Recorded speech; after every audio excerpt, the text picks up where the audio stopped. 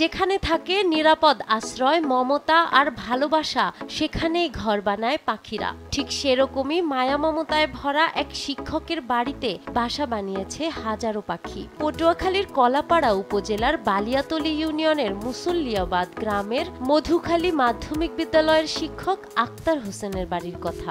চারপাশে গাছগাছালিতে ভরা এবং কোনো যান্ত্রিক শব্দদূষণবিহীন বাড়িটি যেন বুনো পাখিদের অভয়ারণ্য। হাজারো সাদা বক, পানকৌড়ি আর বাদুড়েরা এখানে থাকছে প্রায় 40 বছর ধরে। বাড়িটিতে প্রবেশ করলেই এসব পাখিদের কলতানে প্রাণ জুড়িয়ে যায় যে কারো।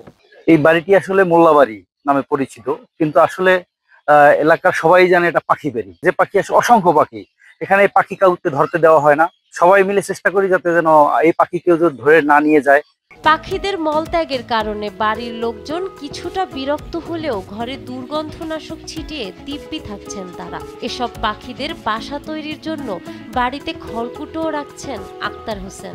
স্প্রে করি এবং বিভিন্ন সময় আমরা মোটর দিয়ে পানি দিয়ে গাছের পাতা ডাল এগুলো পরিষ্কার করি এবং ওদের বাসা তৈরি করার সময় আমরা সবসময় খড়কুটা এবং ছোট ডালপালা পুঁতে রাখি, খড়কুটা জমা করে রাখি, স্তূপ করে রাখি, যারা অত সহজেই বাসা বাঁধতে পারে এবং ওদের কোনো জন্য সমস্যা না হয়।